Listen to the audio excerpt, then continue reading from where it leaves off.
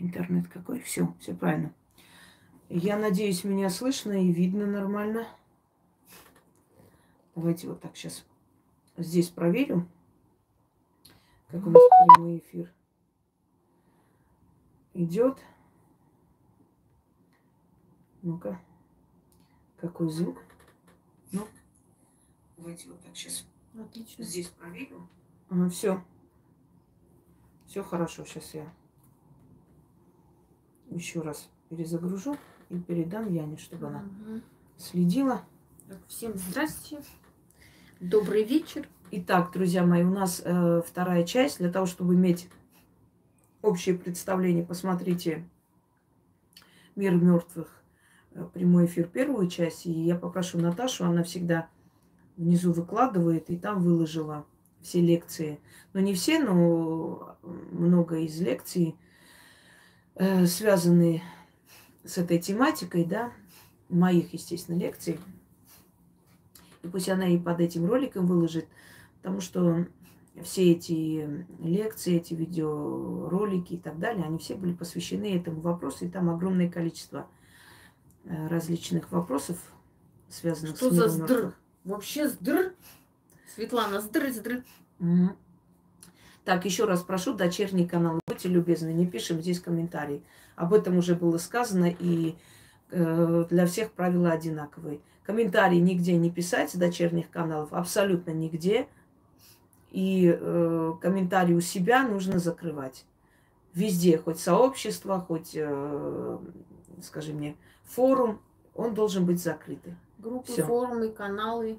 Да, и, пожалуйста, не берите аватар главного канала. Вот какой на главный канал аватар, вы берете другой, потому что так будет правильно.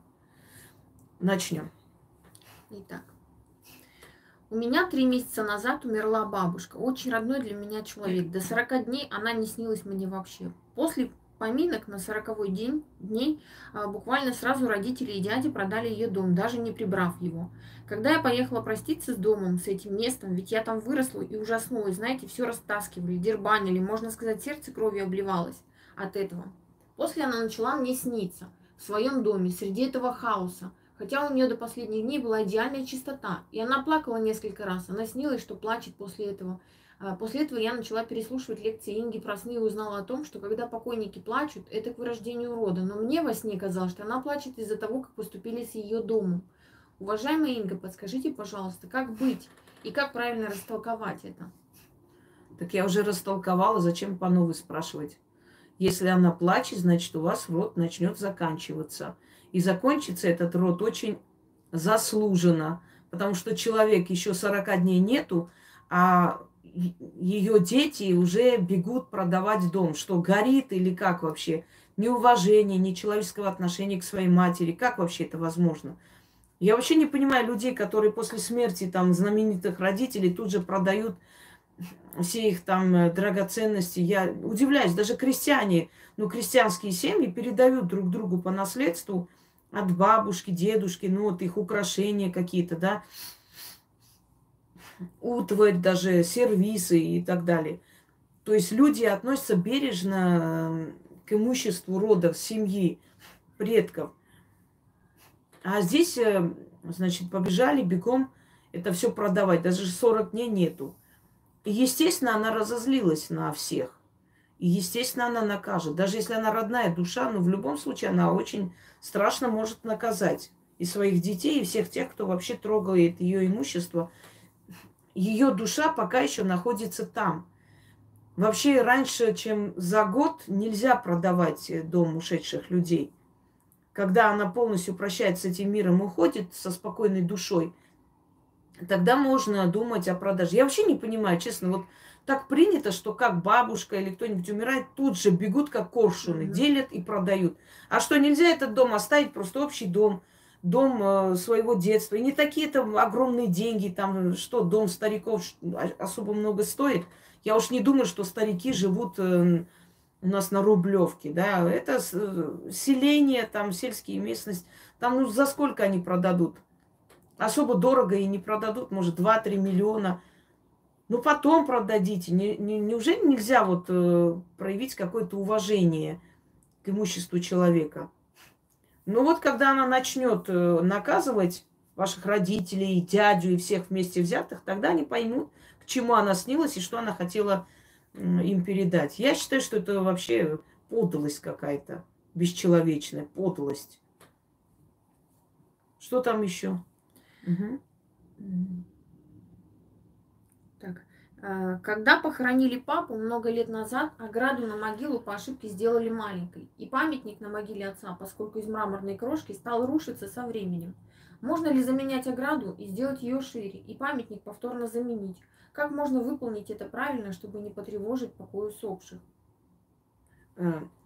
Памятник начал крошиться, я Да, просто... да, и маленький, хотят побольше и поставить. Ну, уберите, отдайте мастерам, их покупают за меньшую цену и просто их переделывают под другие памятники.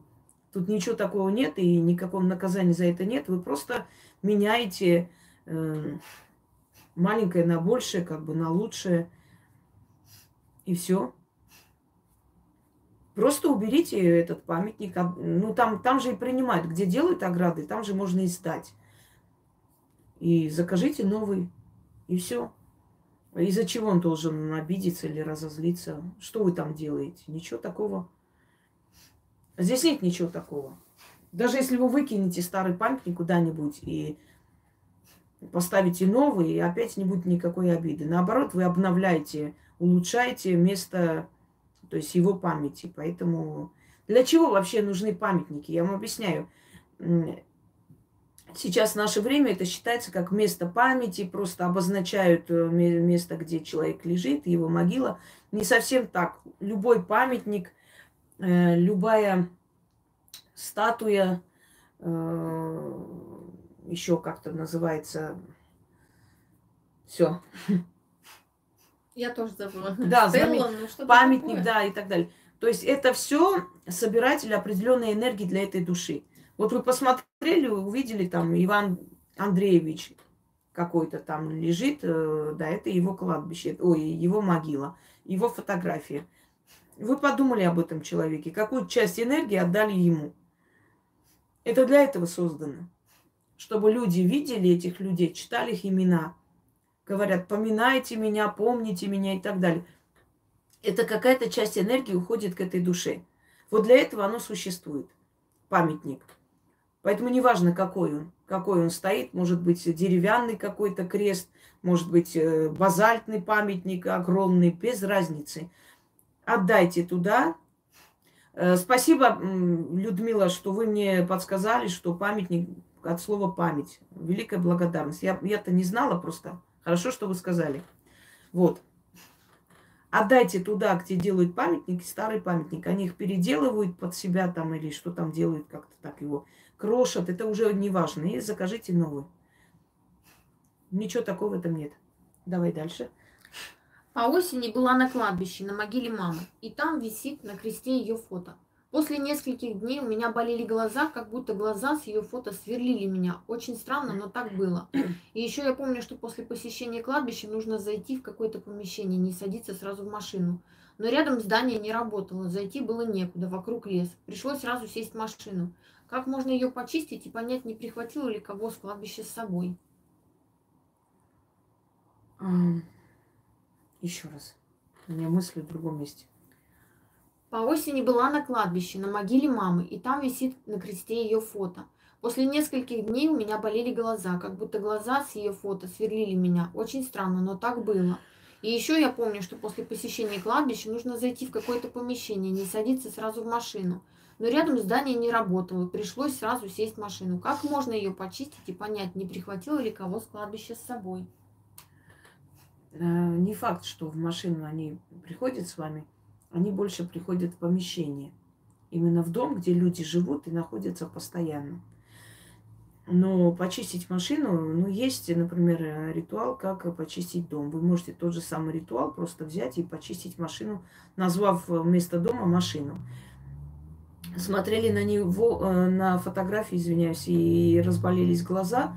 Это означает, что мама ваша вами недовольна, и что-то вы не так делаете, как ей хотелось бы. Подумать, что это может быть. Может, не те цветы сажаете, Может, часто приходите, это ей тоже не нравится, ее покой нарушаете, а может, приходите очень редко.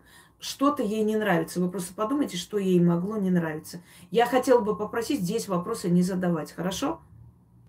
Здесь вопросы не задаем. Я сейчас не буду говорить вам, из-за чего, как умерла ваша мама и почему. Вы должны понимать, что если там сказано вопросы, то есть ответы на вопросы, значит, я отвечаю уже на те вопросы, которые есть. И для того, чтобы понять, от чего умерла ваша мама, что случилось, это уже не касается никак вопросов о мире мертвых. Это уже ясновидение, это уже вообще другая сфера абсолютно. Здесь, пожалуйста, вопросы не задаем. А кто будет постоянно это делать, просто занесем в черный список. Потому что я уже не могу объяснить одно и то же миллион раз. Давай.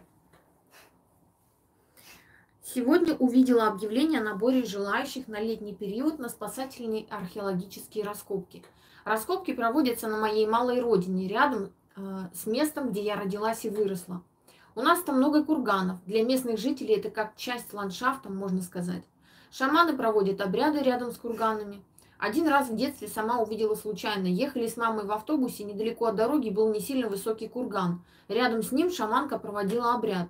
По данным историков, места захоронения в виде курганов появились еще до нашей эры. Скажите, пожалуйста, как потусторонний мир относится к тому, что захоронение беспокоит? Казалось бы, в научных целях все это проводится. И можно ли участвовать в раскопках? Знаете, в научных целях в Египте обнаруживали гробницы фараонов, возили, и после этого многие ученые за короткое время погибали и умирали и так далее. Это тревожить прах мертвых. В научных целях исследовать курганы можно, но прежде чем это делать, нужно обратиться к знающему человеку, который попросит прощения у усопших, проведет определенные ритуалы, успокаивающие их, то есть, чтобы они не наказали. Только после этого возьмет и откроет курган, и вы там обследуете, посмотрите, и все обратно положите, как было, и закроете. Вот тогда да. В научных целях много чего делалось, что потом выходило боком. Например, когда потревожили прах Тамерлана, вытащили его останки и череп отправили в Москву. Вот в этот день пришли старики с книгами, открыли, а там в книгах было сказано, что кто потревожит прах великого полководца, великого Амира, он выпустит на волю дух войны, и через несколько дней начнется война. Это рассказывал человек, который участвовал в этой археологической вот этой всей операции. И говорит, когда мы начали с ними спорить, что это все ерунда, уже в советское время этому всему никто не верит, они начали их бить. Они начали палками, бадиками, значит, их бить, и пришлось вызвать милицию, чтобы их оттуда отогнали. И действительно, как только череп Тамерлана вытащили и отправили в Москву, через 4 дня началась Великая Отечественная война. Понятное дело, что Гитлер к этому готовился долго, но именно вот в этот момент дух войны вырвался наружу. Сейчас тоже дух войны вышел наружу, и все, что вы видите, это тоже следствие того, что дух войны где-то потревожили, собственно говоря. Вот и это все и происходит. И там было сказано, что когда его обратно вернут в могилу, то есть вот в этой книге, что придет время, когда потревожат его прах, и вырвется наружу дух войны, и будет кровь, и будет боль. И когда его вернут, через несколько дней дух войны уйдет, и война остановится. И вот они 4 года почти через Жукова пытались пробиться к Сталину. И вот откуда мы знаем, как выглядел Тамерлан, потому что реконструкция по его черепу сделали. Вот его вот это вот лицо, которое он потом выставили, он очень соответствует тем самым картинам. Он вообще любил позировать, Тамерлан. Невзирая на свои религиозные убеждения, Тамерлан очень любил позировать. У него много портретов, пожизненных портретов. И они поняли, что это очень соответствует его лицу. То есть, он таким и был, как его изображать. Не такой уж он был монголоидной расы. Да, он был скуластый мужчина, но очень симпатичный. Он был очень красивый мужчина. Потом, через 4 года, его череп вернули обратно. И через 4 дня после того, как его перезахоронили, начитали над ним там за упокой и так далее, через 4 дня Германия капитулировала, и ну, вот наши зашли в Берлин и подписали капитуляцию. Все. Что? Да, это подтверждает мои слова. Так что потревожить не хотелось бы, не нужно, не стоило бы. Потому что, но с другой стороны, поскольку с помощью этих, да, с этих курганов узнаем, в чем хоронили, что было и так далее, для этого нужно начитать перед тем, то есть приглашать людей. Вот, ну не зря же, вот, например, когда солдат Великой Отечественной войны находит, начинает хоронить, что там происходит? Приводят священника, отпевают. Ну, каждый своей религии дает определенную пищу этим духам, чтобы они не разозлились из-за того, что их потревожили. Хотя погибшие и не захороненные, они не находят покой, пока не найдут могилу. Вот я вам говорила, что хором перевозит всех тех, только тех, кого похоронили. Кого похоронили, кого оплакивали. И если человека не похоронили или не нашли, или он ну, где-то там неопознанно лежит, он непрекаянный, то есть не наказанная душа, но он не нашел покоя, не нашел и не найдет веками покоя, пока постепенно вот не уйдет из этого энергетики мира, и тогда он уже исчезает на самом деле. Хором перевозит только тех, кого захоронили. Еще один момент. Когда вы кладете на глаза умерших пятаки, расплачивайтесь с ним. Он бесплатно не возит. Он возит только тех, кто платит. А платит только тот, кого похоронили близкие. То есть дали ему эти монеты. А все остальные возле этой реки Стикс сидят и ждут своей очереди, пока их найдут и перезахоронят. Так что люди, которые занимаются перезахоронением, они делают, ну, то есть находят, да, безвестных солдат, а некоторые вообще по жетону определяют, кто там был и так далее. Они делают великое дело, и им обязательно будет за это награда. Вот вы спрашиваете, вот как быть? Вот человек, например, сделал какие-то, ну, вот преступное прошлое. Нас разные люди слушают. Они просто не пишут, потому что ну, человеку не хочется при всем мире, да, признаваться ни в убийствах, ни в чем-то еще. Но есть огромное количество людей, которые, ну, у которых было преступное прошлое, или нечаянно они сделали что-то еще, как бы нарушили закон мироздания. И вы спрашиваете, а вот что этим людям делать, как сделать, чтобы после смерти к ним были милосердны, отнеслись. Вот, пожалуйста, доброе дело, найти этих солдат и перезахоронить. Я недавно смотрела, мне прям так плохо стало, честно, аж затрясло внутри. Да заткнитесь вы уже, мне уже надоело, ей-богу.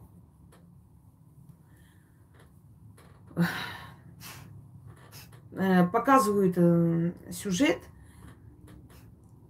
Он написал свое имя, все, он хотел письмо отправить, а письмо не дошло. То есть в 43-м году. Больше всего погибло в 43-м.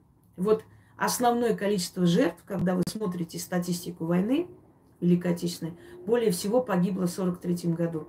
Это огромные котлы попадали. Огромные котлы. И здесь был котел. Был еще Пермский котел. Там, знаете, сколько было? Сейчас скажу. Представляешь, Ян? 3 миллиона с чем-то человек погибло. Это... Сейчас. Это Локотский котел. То есть вот локоть чуть подальше от Локотского котла. Вот 3 миллиона почти человек погибло. За 1,5 месяца войны. Котел почему называется? Окружение берут и начинают убивать. В лесах, там вот так постепенно вот это сужается. Вы представляете, это какие жестокие, страшные условия люди жили. И он написал сестре письмо. Его звали Алексей, Чурзин, что ли, вот сейчас не помню. Он написал сестре письмо. Дорогая моя сестренка, я попрошу своего друга отправить это письмо, если мы выживем. Завтра будет страшный бой. Я так боюсь смерти, я так хочу жить, но боюсь, что я, наверное, погибну. Понимаешь? Вот такое написал он и не успел отправить. У него было в кожаном мешочке, поэтому пока кожа разлагается, это все... Я не знаю, каким чудом это письмо спаслось. И так они нашли сестру. Сестра уже очень старая женщина, естественно. И она там это письмо читает, руки дрожат, и, в общем, она ему говорит, что письмо получила я. Ну, ты же мне написал. То есть вот представьте, и если таких людей находите, хороните, тем более находите родственников, они успокаиваются, их души находят покой, это великое благо. Вы хотите в следующей жизни, чтобы вас оценили по достоинству и дали вам лучшее место там, в тех мирах? Сделайте два добрых дела. Первое, помогите животным. Второе, помогите мертвым обрести покой. Все. Я не говорю, что живым людям помогать не нужно, но считается два самых... Это было написано в книге мертвых египетских богов, что если человек хочет, чтобы все его преступления перед богами и людьми было прощено, пусть он в жизни делает две вещи. Помогает животным и помогает мертвым обрести покой. Вот так. Про людей не сказано. Видимо, они знали, что люди это не ценят. Сами себе помогут. Увы, да. Давай дальше. На могиле у моей бабули вырос сам орех. Сам. Дерево уже окрепло и довольно большое. Я бы хотела его удалить, ведь оно разрастется. Но не знаю, можно ли это делать и как его спилить самим. Или это должны сделать посторонние люди. Нет, не можно. А невозможно выкорчевывать это дерево и пересадить. Нежелательно рубить орех. Это никак нереально, что он там сделает. Но это можно понять в случае, если прямо, знаете, растет прямо под стену, да, и может перевернуть, не знаю, разрушить дом. Нежелательно. У нас по соседству с моей бабушкой был огород. В общем, хороших наших знакомых, все такое, а потом что-то случилось, ругань какая-то пошла. Между нами деревья росли, орехи. И они сказали, что это орехи принадлежат им, потому что они вот между нашими садами, мол, вот они как раз в нашу сторону растут. А это, посажена была моей прабабушкой перед смертью. Она посадила все это, сказала, что ей-то все равно уйти, а детям нечего делать. И орешники огромные. Каждый год мы собирали орех. Они спилили, и буквально через 3 месяца у них вот сын погиб. Вот так вот случайно получилось. Так что не стоит. Орешник все-таки не любит такие вещи, когда пилят. Орешник считается между миром мертвых и живых дерево, и орешник считается деревом убийцей. Скользкое очень дерево. Орешник очень многих убил. Если орешник убил кого-нибудь, его пилят, да, имеет право. Вот ты убил, и тебя убиваем. Когда поднимаются, чтобы его потрясти, потому что орех только так собирают, то человек привязывает веревку к дереву и к себе. То есть страховка. По-другому нельзя. Чтобы не подскользнуться. Да, над мертвыми людьми кладут ветки орешника. Они источают яд. Мухи умирают. Если под орешником ляжете спать, вы не проснетесь. Потому что орешник просто источает яд. Или проснетесь, и у вас будут большие проблемы с мозгом потом. Одним словом, посмотрите сами. Если настолько опасно, что может просто стену разнести, то да. Но я вам хочу сказать, успокоить, что во время даже сильных ветров орешник вообще не гнется даже. Не то, что не падает на дом. А орешника можете не бояться. Сильнее, чем дуб. Он такой, знаешь, упругий такой, как в разные стороны, амортизирует и не падает. Я вам это не советую. Но в конце концов, если действительно, говорю, нет выхода, прям вот, ну, вросла корнями прям под вашу стену, принесите, оставьте ей некоторые, как сказать, откуп, принесите ей, привяжите к веткам красные нитки и попросите ее, у нее прощения, что вы ее вырубите. Вам может прийти что-то во сне, и вам скажет ответ, стоит или нет. Потом я еще один совет дам женщинам, ладно уже. Раз уж прямой эфир многие смотрят, да. Возьмите порошок полыни. Полыни, зверобоя и могильника. Прям порошок. Такой мелкий, чтобы, ну, порошок был. И когда вы встречаетесь с мужчиной, если он у вас остается и так далее, вот он пошел спать или купается, вот слегка, чуть-чуть посыпьте на его вещь, какую-нибудь одежду.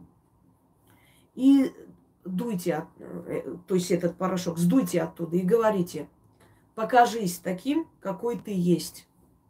И через короткое время этот человек покажет себя. Если он начнет показывать себя агрессивно, буквально несколько дней он себя покажет таким, какой он будет с вами всю свою жизнь.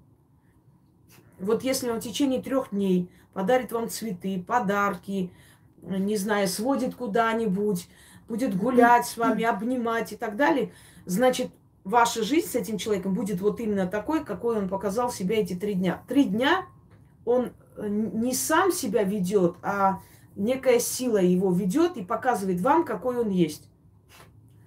Если он в течение 3 дней начал, не знаю, материться, начал обижаться, начал, значит, начал вести себя мелочно, начал ссориться с вами, со своими друзьями. Короче говоря, повел себя так, значит, он всю свою жизнь будет именно так себя и вести.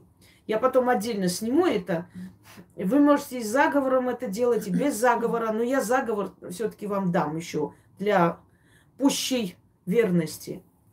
Вот этот порошок. Да, это называется порошок правды, правильно написала Диана. Это издревле известно на самом деле. Это не я изобрела, но ритуал, то есть заговор к этому всему я дам для усиления.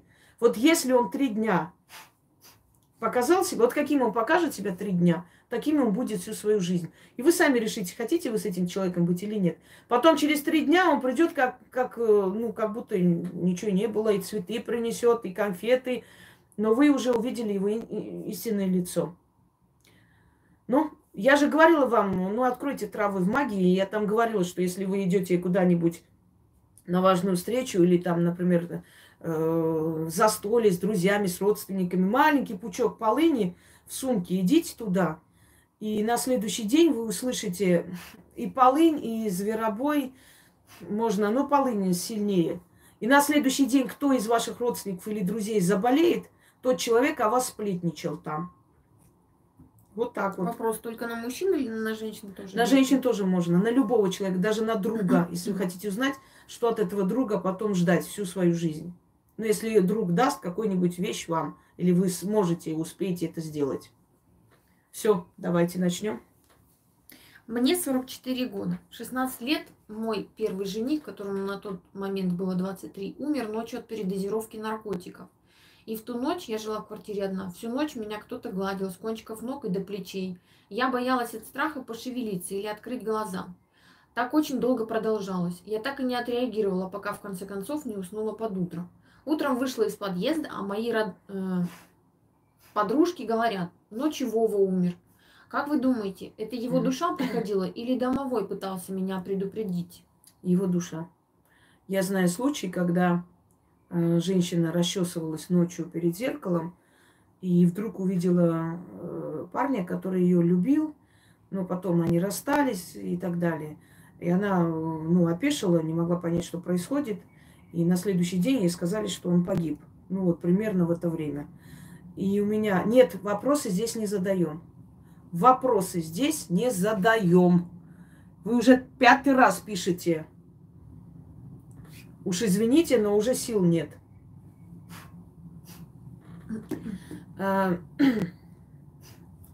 Я вам расскажу.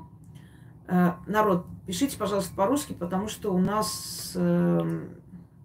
Ты заблокировала или просто Нет, удалила? я удаляю пока. Да, Пока добрая. да, я просто объясню вам, почему. Потому что, поскольку чат у нас русскоязычный, естественно, люди не понимают, они думают, может, какую-нибудь там нехорошую вещь написали. Поэтому под роликом можете писать на каком хотите. Я все языки могу прочитать, но не все это Я на круто сказала. китайском напишу. Напиши, сейчас есть YouTube перевод, нажму и прочитаю. Напугала. Вот, а вот я расскажу свой случай. Ночью проснулась от того, что кто-то сел на диван. Я открыла глаза и увидела человека, которого я знаю. Его кличка была Погоняла. Погоняла демон, потому что Демченко фамилия.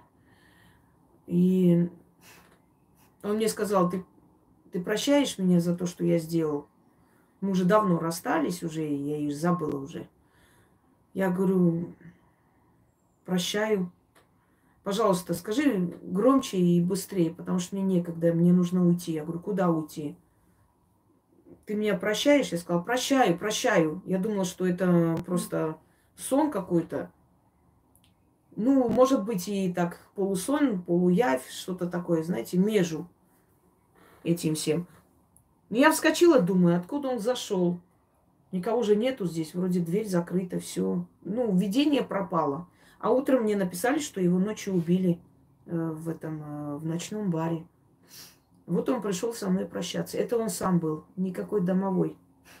Домовой не так делает. Домовой путает волосы, душит, бьет по лицу. Да чего только эта сволочь не творит. Но вот так вот поцелуями не покрывает. Давай. Дальше. На похоронах моей тети перед тем, как отпевать всем, раздали свечи. И на протяжении этой процедуры все их держали зажженными в руках. После свечи собрали и положили в гроб. Так как я не знаю традиций христианства, я воздержалась. Для чего это делают и не несет ли вреда это тем, кто держал свечи, ведь все это похоронят? Несет. Несет. Если даже ваша тетя к вам очень хорошо относилась, то есть энергия смерти, которая не должна перемешиваться с энергией живых людей. И вот эти дурацкие традиции, там, не знаю, волос стричь, оставлять у папа, еще какие-то традиции непонятные, которые пришли непонятно откуда, но их применяют. И люди потом не понимают, почему у них начались проблемы, что произошло и прочее. Несет, потому что в церкви даже есть, когда хотят порчу делать или украсть судьбу человека, ждут, пока какой-нибудь богато одетый человек уйдет, отойдет от зажженной им свечи, и тут же свечу берут, так тушат пальцами, засунули в карманы и унесли. И дома начитывают, тебе по миру идти, а мне в твоих шелках да мехах, да в золоте, да в сундуках, и не знаю, чего-то еще быть, миловать, пировать, радоваться и так далее. Все. Обменялись судьбами. Она зажигает эту свечу и крадет его волю, этого человека. Так что, друзья мои, зажженные свечи вместе с покойным в гроб ложить, это плохо. На кого-то скажется так, что голова будет болеть просто ночью. У кого-то с работой проблемы начнутся, у кого-то финансы закроются надолго, а кто-то может и заболеть, и уйти. Смотря кто как отреагирует. У кого в этот момент больше эмоционального срыва, больше нервов, кто более открытый в этот момент и незащищенный, на того больше будет удара. Идиотизм, если честно. Все, что касается мира мертвых. Вон мне одна бабушка взяла и нарисовала ручку у ребенка и положила к маме, чтобы мама не скучала.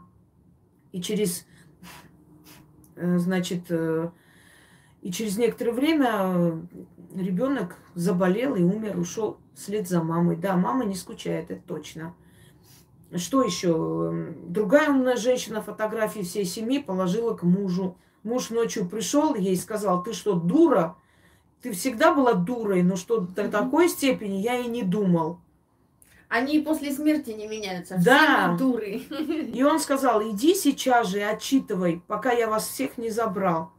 И она пошла и отчитала. В общем, бабка, конечно, ее там ставила по полной программе. Ну вот что вы творите вообще? Что за идея? Вы понимаете, что гниет тело человека? Вот вообще фотография человека, не зря африканские племена считают, что если человек их фотографирует, крадет их душу. Ну, душу не крадет, но часть энергии забирает. Вы видели, как в интернете выставляют фотографии очень маленьких детей, вот только родились еще, там ни красоты, ничего нету, мышата. Ну, и дайте ребенку стать красивым, полненьким, там, пухленьким, потом выставлять хотя бы. Нельзя беззащитных, ну, незащищенных детей выставлять. Какая необходимость объяснить? Это тебе весело. Или там родят и начинается, и грудью кормят, фотографируют, и соску берут, фотографируют. Да в конце концов, вы что, для фотографий родились, чтобы почаще селфи делать? Ну, поняли, что вы родили ребенка, замечательно. Вот нормальные люди, они не показывают ребенка всегда, маленького ребенка, вот просто отвернутый, там, например, берут там люльку или там ребенка просто берут в руки и не показывая лица, просто выставляют, что да, родился ребенок. И пока 40 дней не пускали никого вообще видеть, это же не просто, не потому что они были дураки, а потому что нельзя, у него только формируется защита. И вы нарушаете эти законы, понимаете? Так вот, фотографии бросать, фотографии куда-то отнести, фотографии где-то... это опасность большая. Еще раз говорю, это зависит от человека. Вот насколько сейчас вы открыты, насколько у вас стрессы, насколько у вас сейчас плохо на душе, вот настолько и придет этот удар. Понимаете? Твою мать, только ее удалили, она опять пришла. Я просто удалила. Она, наверное, горится, она это бессмертная. Кстати, заметили, Полина Гагарина, певица наша знаменитая, она до сих пор лицо своей дочери не показала. Ни на видео, ни на фотографиях. Вот сколько Да следила за умный ней. человек. Потому что мало того, что эти хайтеры всякие, которые хотят оскорбить, унизить человека, так еще и вот всякие, которые, ну, даже глядя там резко на ребенка, можно ребенка сглазить и испортить все вообще нельзя. Про горца сказали, сейчас вспомнила. Помнишь фильм «Горец»? Дункан Маклауд. Когда мент приходит и грузин торгует там. Так, товарищ грузин, здесь торговать нельзя, иди отсюда, штраф выписал. На следующий день приходит, он опять стоит.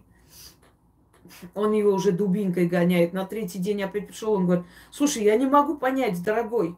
Я тебя каждый день то гоняю, то штраф выписываю, то это. Ты что, блин, опять приходишь сюда? Ты что постоянно здесь стоишь? Что от тебя избавиться невозможно? Он говорит, нет, дорогой, невозможно, потому что я горец. Вот. Так что, да, с горцами очень тяжело. Скажите, что делать с теми пятаками, которые кладут на глаза поклоннику? Ну, кроме того, что ведьме можно отправить. Ведьме можно отправить и зарыть возле него.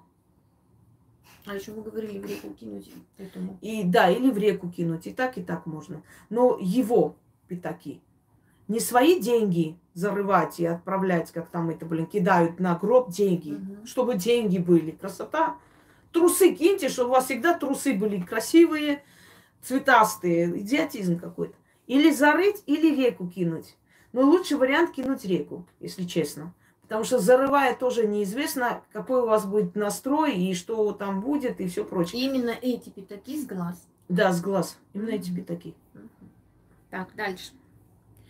Недавно невестка покойной тети была на кладбище, прибирала могилку. Шел дождь, и после она, переобувая обувь перед тем, как сесть в машину, забыла свою обувь на кладбище. Плохо.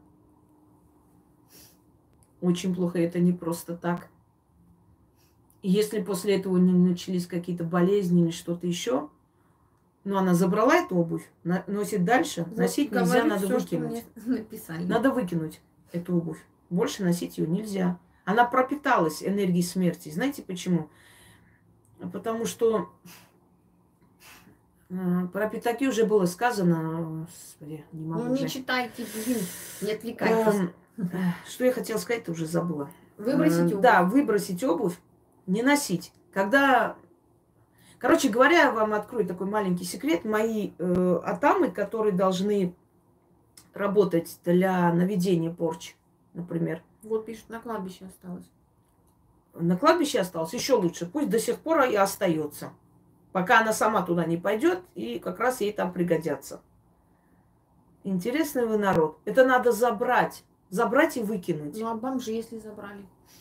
Но если забрали, это не имеет значения. Вообще нельзя свои вещи, нельзя там. Но если забыли, это не хорошие приметы, это плохо.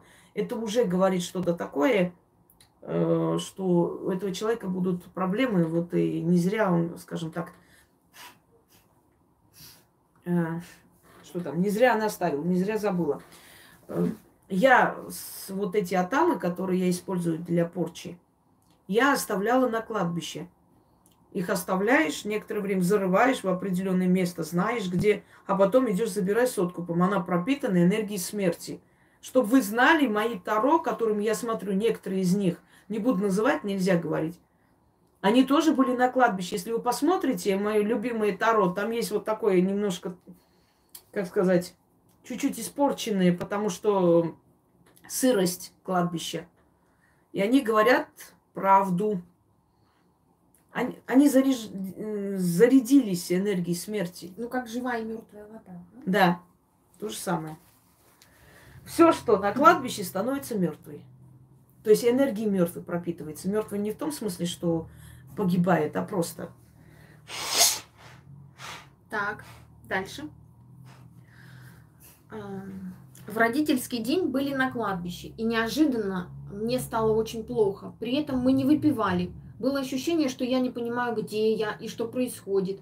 Пошла навестить могилу друзей и не нашла. Просто водили по кругу, и в конце концов я просто ходила как безумная, не понимала, что со мной. В конце вообще прошла мимо своих родственников, с кем приехала, как они потом сказали, со стеклянными глазами.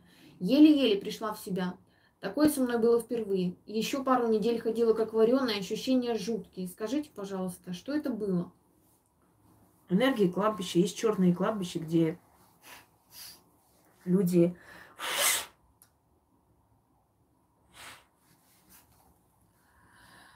свои фотографии положили в гроб. Молодец, я вас поздравляю. Фотографии ребенка положили. Какая вы хорошая женщина. У меня слов нет, конечно. Что делать? Отчитать себя, пока не поздно. Потом будет уже бессмысленно. Так вот, есть черные кладбища, а есть определенные дни. Откуда идет этот звук, да? Это там где-то ездит. В эти определенные дни на кладбище особая энергия. И очень может быть, что открывается портал. Открывается портал. Не отвлекайте меня, пишите Яне этот вопрос. Если в детстве положили фотографию свою, ваша жизнь пошла вообще по кривой. У вас не будет ни семьи нормальной, ни карьеры, ни черта. Все, успокойтесь. Так вот. Открывается портал. Да, открывается портал определенный, и вы можете просто заблудиться там. Вы можете ходить кругами, искать выход и не найти долго. Это просто из-за того, что вы в какой-то такой день попали. Либо кладбище само по себе такое. Если вы первый раз были там, вы могли не понравиться как гость, потому что черные кладбища, черные, что значит черные? Другие-то не белого цвета, так условно обозначать. Например, в Южном Бутово, где я жила и работала на этом кладбище, там есть два кладбища. Одно кладбище, скажем так, обычное кладбище, там, правда, 17 века аж. Нет, еще раньше, времен Ивана Грозного. Там даже были старинные такие эти камни с надписью на старославянском. И обычное кладбище, естественно, там есть и, скажем так, люди, которые умерли при катастрофе, есть и своей смертью. Но оно не злое, не черное. А есть еще второе кладбище, где лес, и в этом лесу похоронены, были расстреляны в сталинское время люди. И там рядом кладбище. Оно черное. Оно черное, потому что несет отрицательную, очень отрицательную энергию. И там работать тяжелее, но там получается быстрее, но темные дела и дела, связанные с деньгами. собственно говоря. Лечить там человека, вытащить боль, это бесполезно, нельзя в черных кладбищах. Ну, я сейчас вам не объясню, у меня есть там о кладбище, да, целая лекция. Потом как-нибудь я жду кое-чего, потом я буду цикл кладбища там снимать. Да, сейчас заранее говорить не будем. В красивом месте. У меня дом уже как кладбище. Так, дальше. Угу. 5 лет назад скончалась моя бабушка. У нас остались табуретки, на которых стоял гроб, и мыло, которым ее обмыли. Я только недавно узнала, что мама не выбросила мыло и табуретки. Вопрос к уважаемой Инге. Скажите, пожалуйста, как правильно нужно избавиться от этих вещей, чтобы они не навредили другим людям? Еще раз, Яна, я извиняюсь, я просто сейчас секунду. Я поняла. Да, Сейчас. ей напишу, чтобы она посмотрела за Зиной.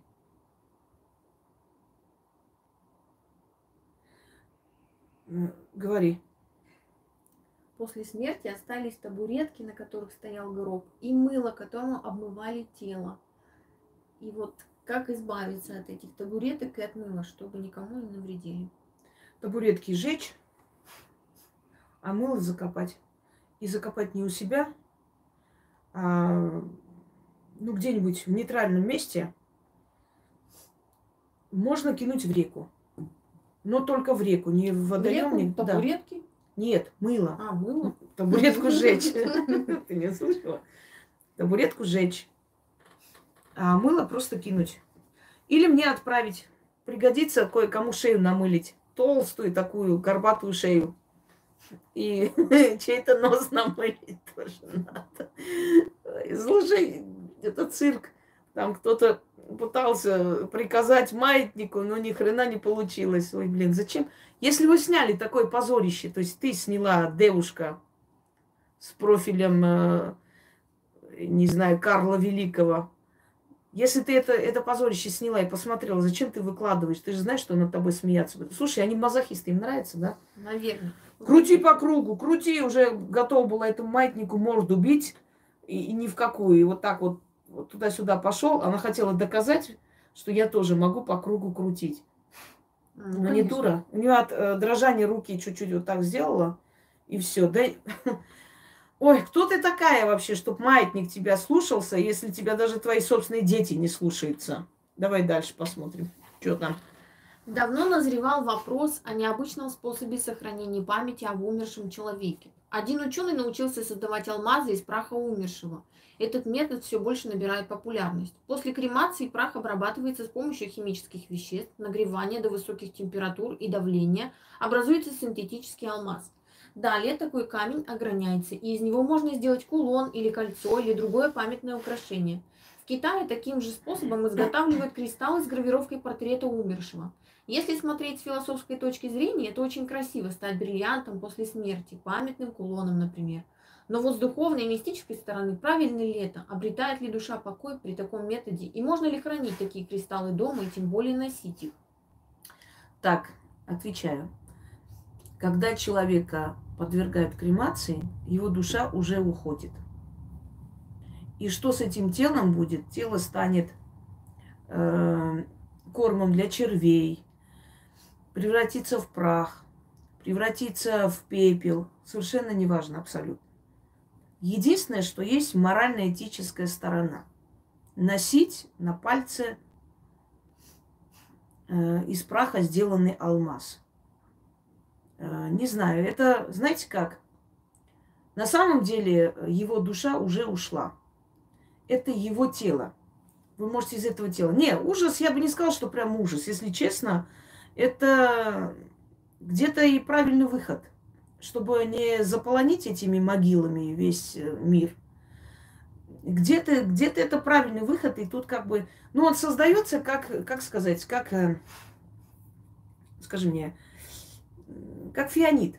Ну, искусственный бриллиант, искусственный алмаз называется. Ну,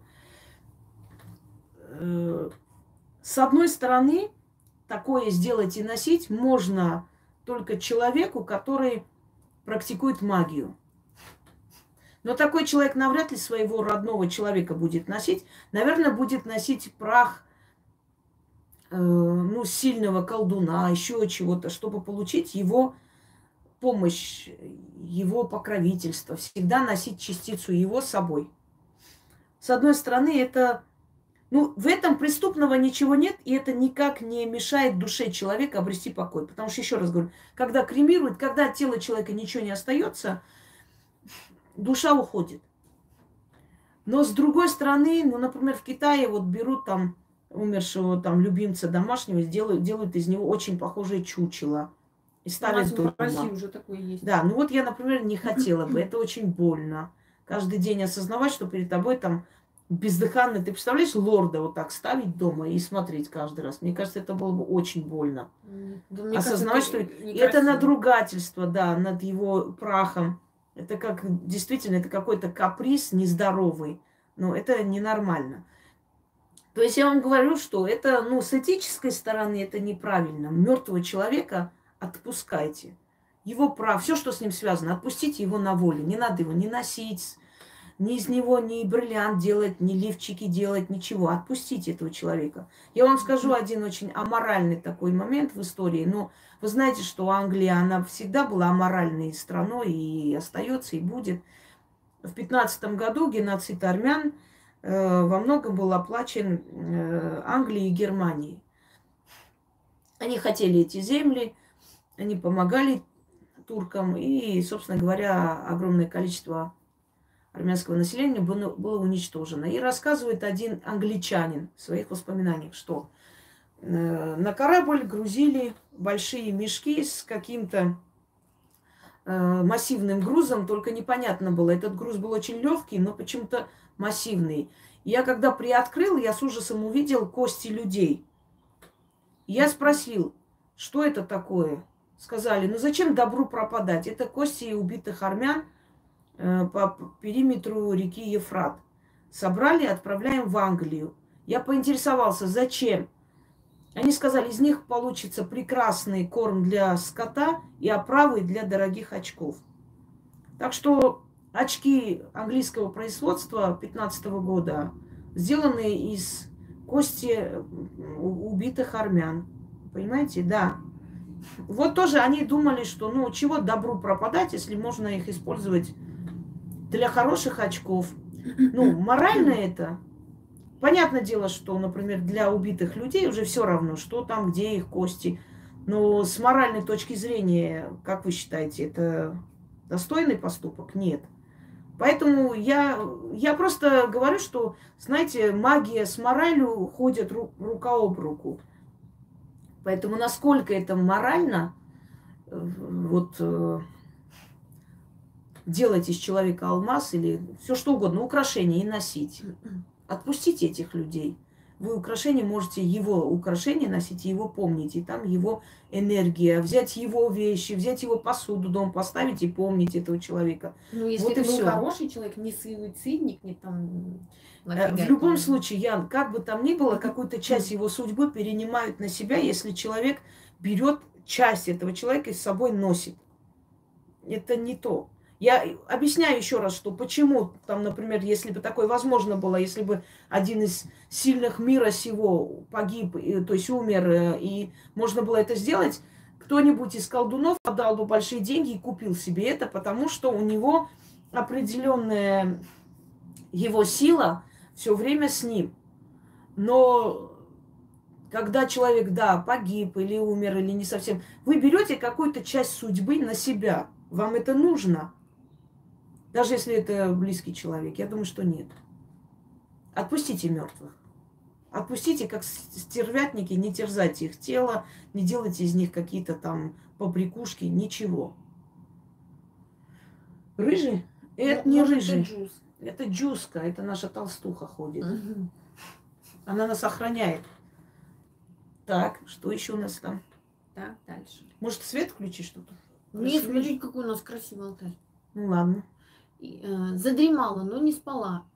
Я и комнату свою со своего места видела. И тут наблюдаю 4 мужчин. Они пересекали комнату и шли в ряд друг за другом. И исчезли в стене.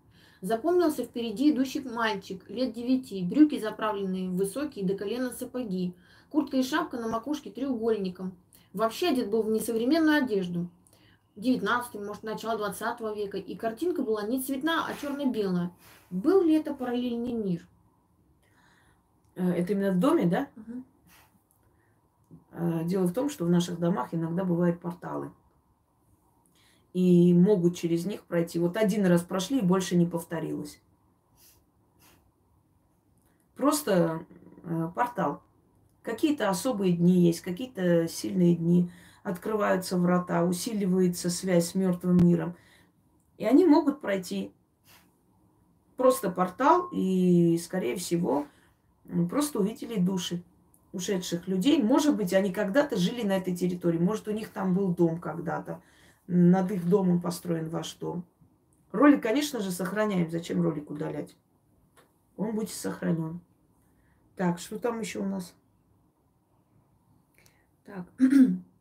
В январе умерла мама. Через 3 месяца после ее смерти в церкви увидела шар, похожий на мыльный пузырь.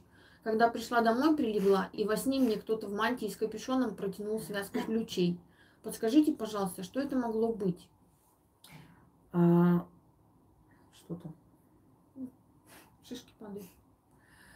Значит, мыльный пузырь или такой вот круг, я думаю, вы уже поняли, что обычно сущности принимают вот такую вот круглую форму. И выходят на фотографиях вот такой круглой формы, да, и вообще это душа. Не факт, что именно ее душа, может быть, ее стражника, но это душа. Протянул ключи, это означает, что теперь ты хозяйка в этом доме, и все, что было у нее, принадлежит тебе. Теперь твои ключи. Ключи у кого? У главной женщины в доме. Она открывает сундуки, она знает, где что лежит. И когда эти ключи тебе потянули, то есть сказали, теперь ты здесь хозяйка, все твое. Вот и все. То есть она ушла на покой и тебе передала все, что ей принадлежит. Давай. Было лет 10 примерно назад. Мы с мужем купили часть дома. Ночью, когда он спал, я долго не могла уснуть. И прям видела, что сквозь стену зашел мужчина, светловолосый, очень высокий, полупрозрачный. По моему описанию, соседям был похож на бывшего хозяина этого дома, который умер. Он мельком посмотрел на меня и просто начал внимательно мужа разглядывать. До него не дотрагивался, просто смотрел, потом развернулся и вышел в окно. Я помню, что когда он смотрел на моего мужа, я почему-то сказала ему: «Не отдам». Души людей, ушедших, которые там жили или жили по соседству, они могут бродить там. Особенно, если у них незаконченные дела, незаконченные счета. Мы же не можем знать, каждый из них, какой жизнью, судьбой жил и что там натворил, почему его не забирать, почему он должен остаться. Некоторые, например, были убиты. Некоторые при жизни были очень сильно обижены кем-то и ждут, пока вот этому человеку отомстят, только тогда могут уйти. Вы, когда видите их, это не обязательно, что они пришли за кем-то из вас, что они пришли за кем-то из вас, что они там хотят вам какой-то вред причинить. Нет. Просто мы в этом мире не одни. И этот мир, это пространство принадлежит им точно так же, как и нам с вами. Вот они иногда и являются, просто являются. Иногда приходят из любопытства посмотреть, кто там теперь живет. Не бойтесь, если после их прихода или ухода, после таких видений ничего плохого не случилось, а наоборот, они вас от чего-то предупредили, то, значит, так тому и быть. Я знаю случаи, когда женщина утром должна была лететь. Помните рейс Хургады, когда упал, да, Хургады? Я точно не знаю. Да, да, может быть, да. Египетский. Извиняюсь. Она мне написала, что она должна была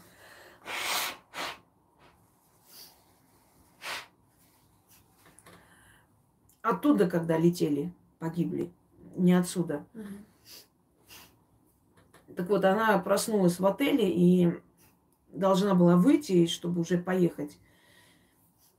И в дверях встал человек, силуэт человека с очень жуткими глазами, жутким взглядом, и начал на нее смотреть. Прям такие огненные глаза. И она говорит: я пытаюсь закричать, не могу, меня парализовало, я сижу прям напротив вот этого призрака, который стоит прям вот возле входной двери. не пускает.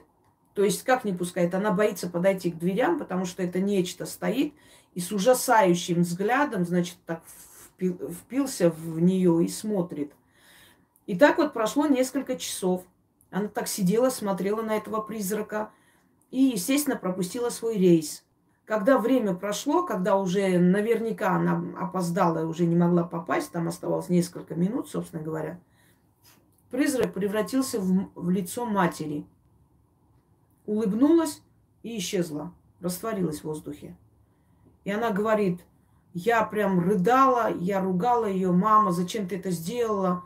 Я же должна была улететь, что это за шутки такие. Никогда в жизни она не являлась, и такого не было. И она, естественно, пошла, заказала другой билет, потому что опоздала. И что вы думаете? И самолет разбился. А как еще могла мать остановить ее, скажите мне? Если бы она появилась, какая она была, да, она бы напугала ее. Но, может быть, она бы через нее прошла и поехала. Потому что мать это не страшно, да? Ну, понятно, что покойная мать, может, для кого-то тоже страшно, но, видимо, она знала свою дочь, что ее можно только так удержать. И она удержала вот таким образом. То есть она появилась в образе страшного какого-то чудовища, которое стояло, смотрело так, что она не смела с места встать, шевельнуться. И она вот так парализованно держала ее несколько часов, после чего она просто показала свое лицо матери, улыбнулась и растворилась в воздухе. Все, она ее спасла. Много таких случаев, когда вначале человек думает, что ой, появился призрак мертвый, это ужасно, страшно, а потом понимать, почему он появился. Я думаю, что вы сейчас поняли. Вот у меня всегда, когда у меня дома голос Яны звучит, что-нибудь случается. Обязательно вот что-нибудь. Или я зайду, посмотрю, там, например, пытается взломать там мой профиль ВКонтакте, еще что-нибудь. Это как предупреждает меня. Вот как только вот там Инга, причем так протяжно, я говорю, понятно, надо зайти посмотреть. Или какие-то твари зашли, например, начинают ссылки кидать под мои ролики, там всякие порно-ссылки и все такое. Значит, надо это удалить, убрать и все такое. Вот о чем. Все, что еще? Мой дедушка умер 3 года назад. Недавно мои родные на время своего отсутствия попросили соседку присмотреть за его могилой. Она рассказала нам, что когда сидела на кладбище, увидела, как другая наша соседка, с которой мы враждуем, вся на эмоциях прибежала и начала возмущенно говорить: «Кто тут убирался? Это ты убиралась на его могиле?» И злая ушла. В это время мой покойный дедушка приснился тете и сказал, что эта женщина у него что-то отбирает. Предполагаю, что был подклад. Хотелось бы узнать, что она может отбирать у мертвеца. И что в таком случае делать, чтобы помочь ему? Отбирает определенную силу, энергию с него. Ведь подклад на могиле – это просьба к мертвецу, чтобы он помог в своем деле. То есть, как правило, подклады – это на смерть, это на определенные там другие работы, это на приворот и прочее. И если покойному не нравится это, он может просто прийти к близким, родным, и, собственно говоря, это все уберут. То есть отбирает. Ну, отбирает, берет, например, землю оттуда, забирает силу оттуда. Что еще? Ну, все что угодно берет. То есть мешает, нарушает его покой. Вот поэтому он и приснился. Ну, единственное, что можно в этом случае делать, наверное, поставить камеру, посмотреть, кто это делает, пойти и с ним поговорить, с этим человеком. Морду набить. Да, или морду набить. Потому что если бы пришла туда ведьма, ведьма знает, как правильно работать с ними. И ведьма никогда не вызовет недовольство мертвеца. Хотя, знаете, как в начале пути может совершить какие-то ошибки, но потом, если она опытный человек, она уже такой не допустит. Давай еще что-то. Если родной человек, папа, умер с обидой, может и с ненавистью, то он и после смерти продолжает обижаться? Или после смерти он понял свою вину? Ведь он совершил ужасный поступок. М, Да что ж, я смотрю, там читаю, отвлекаюсь. Так, Не что надо еще? читать, отвлекаться. Если родной человек, папа, умер с обидой, может и с ненавистью, то он и после смерти продолжает обижаться? Или после смерти он понял свою вину? Ведь он совершил ужасный поступок. Нет, не понял ничего. Каждый человек, какой был в этой жизни, такой и в той жизни. Он там не становится лучше. Он уходит, вот какой есть, такой он и остается там. Его там не перевоспитывают. Единственное, что если он был способен понять это, раскаяться, он может прийти попросить прощения. Если он сам по себе при жизни был, ну, не совсем подлый человек, просто сделал, да, ошибку, глупость, и придет раскаяться, это возможно. Но чтобы после смерти он стал лучше и понял, нет, конечно.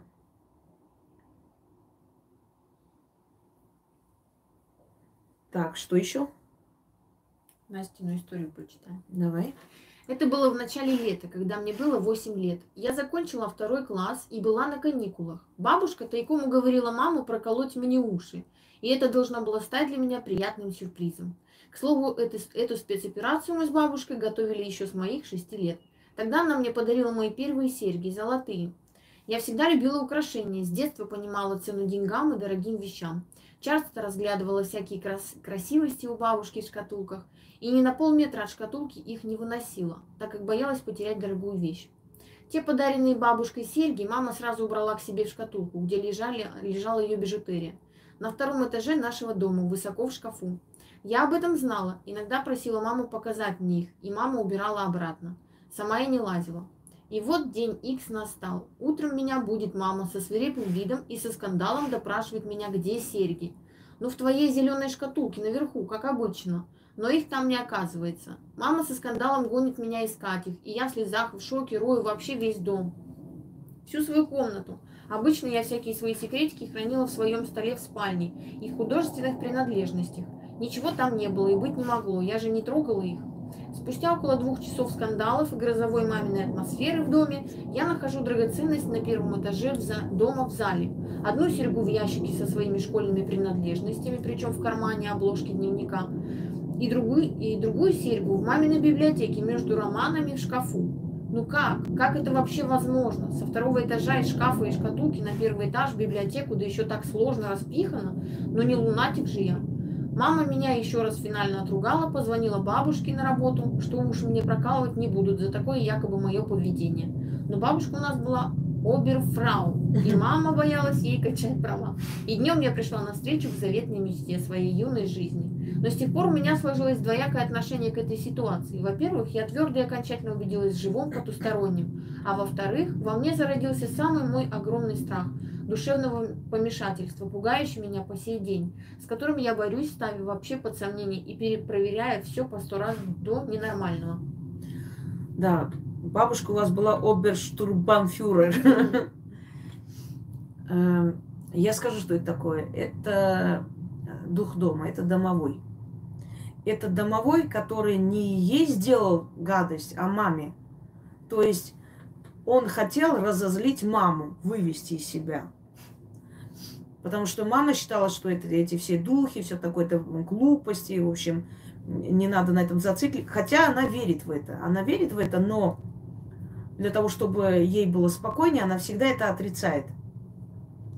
И по этой причине просто дух решил ее проучить, разозлить ее. То есть вот нет сережек, кто-то забрал, куда-то положил и так далее. Но не учел тот факт, что подозрение падет на нее. Нет, это не помешательство, это не что-то еще. Очень многие люди, например, 50 раз проходят мимо чего-либо. Мы говорим, я 100 раз проходила мимо чего-то, да, и оказывается, оно прям перед глазами лежало. Не лежала она там, просто там принесли и поставили, положили. Поверьте мне, что предметы передвигаются, я это видела миллион раз. Я вам посоветую одну вещь. Вот возьмите камни, раскидайте прям, ну, по столу, когда куда-нибудь уходите. Вот камни это самый легкий вариант, быстрее поймете просто, передвигаются они или нет. Ну, может, там, ладно уж, если вы одна живете, можете кольца, какие-то, ну, бижутерию, Вот разложите, фотографируйте. С разных ракурсов фотографируйте так, чтобы... Вы можете даже недалеко, например, что-нибудь, кружку поставить и сфотографировать так, чтобы понять от кружки, насколько они далеко лежали. И уходите, куда идете по своим делам. Вернетесь через несколько часов. Сфотографируйте еще раз и сравните эти снимки. И вы увидите, как они передвижены в разные стороны. Потому что если что-то оставляете на столе, обязательно домовой этим играется. Поэтому всегда говорили, нож нельзя на столе оставлять на ночь, домовой порежется. Это так условно, что он вот себя поранит и разозлится на вас, и вам отомстит. Острые предметы нельзя оставлять, они могут летать. Острый предмет может полететь на вас и вас поранить. Потому что такие случаи были, когда забирали в милицию, все такое человека, и он клялся, что он ничего не сделал, что нож просто сам по себе вот прыгнул со стола и ударил человека, и ему стало плохо. И когда человек пришел в себя и сказал, что действительно этот человек ни при чем, то с большим, скажем там, с большими сомнениями, но поскольку нету заявления, подумали, что он просто его хочет оградить и так далее, отпустили. А на самом деле реально человек ничего не сделал. Это предмет сам передвигается. В этом случае это домовой. С одной стороны, домовой захотел показать тебе характер твоей мамы, и что будет с тобой, если ты вдруг посмеешь там что-нибудь из дорогого в доме куда-нибудь забрать или что-то сделать. Это тебе уроком стало на всю жизнь, и ты никогда не брала помаду матери, еще что-нибудь. То есть тебе вот в те годы уже показали, что подозрение пойдет на тебя сразу же. И, во-вторых, это домовой ее хотел разозлить. А получилось, что вот ты получила.